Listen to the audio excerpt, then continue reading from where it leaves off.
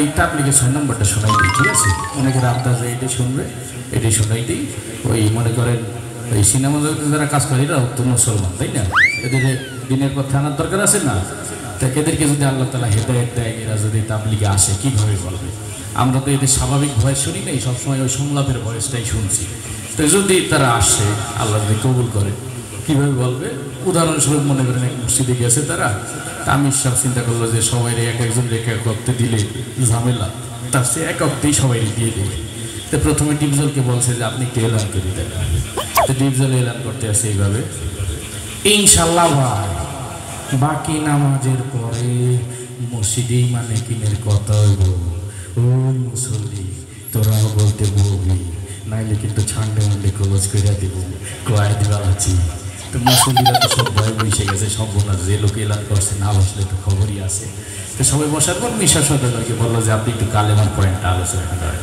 তাই মিশা সদরের কালেমার পয়েন্ট আলোচনা করতেছে এইভাবে, আমরা দু চোখে যা কিছু দেখি আর না দেখি সব আল্লাহর সৃষ্টি মাখলুক।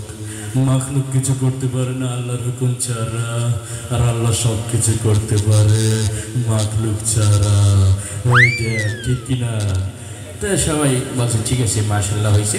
এবার নামাজের বিষয়টা আবার ডিপজলকে দিল যে আপনি একটু সুন্দর করে বুঝাই বলেন।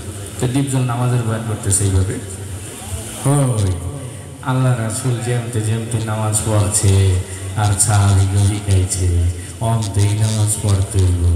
বোঝো নাই মশলাটা দুধু খা, এই খা, নামাজ শিখাই দিবে। যাই হোক, সে তার মতো করে বলে গেল। এরপরে জিকির, জিকিরের বিষয়টা দিয়ে আপনাকে বরিশালের এই কাবিলা, তো কাবিলা জিকিরের বিষয়টা বলতে আছে এইভাবে, ওর হালতি মাওলা পাকের জিকির তোমার দিলের ভিতরে টাস টাস করে বাজতে থাকে। জিকির হইলে যদি তুমি কবরের ভিতর হাত দেখ পারো তাহলে তো পাইছেই গেল, আর জিকির না হইলে কবরে গেলে ফেরেশতারা তোমার 14 শিখের ভিতরে হাত দেয় দেবে। যাই হোক, সে তার মধ্যে ভুলে গেল। এরপরে ওমর সানিকে বলা হলো যে আপনি একটু ইকরামুল মুসলিমিন সম্পর্কে বলেন। তো ওমর সানি বলতে আছে এইভাবে, একজন মুসলমান আর একজন মুসলমানের দুঃখ কষ্ট ভাগাভাগি করে নিলাম ইকরামুল মুসলিমিন। চৌধুরী সাহেব, আমরা গরিব হতে পারি, আপনার মতো বদ্দিন নই।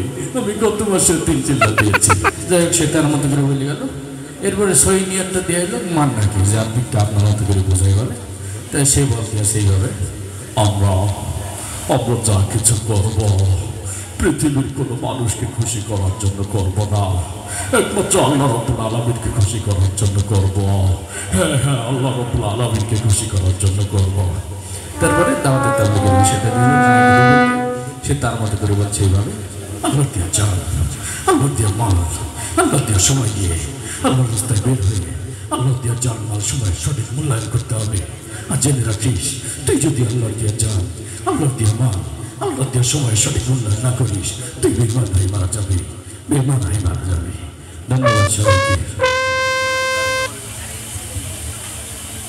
মাশাআল্লাহ, অসংখ্য ধন্যবাদ বিনোদন বন্ধু মহিউদ্দিন হাসান খান সাহেবকে। প্রিয় বন্ধুরা, আপনারা কি ক্লান্ত হয়ে পড়েছেন নাকি? অনুষ্ঠান শেষ করে দেখি।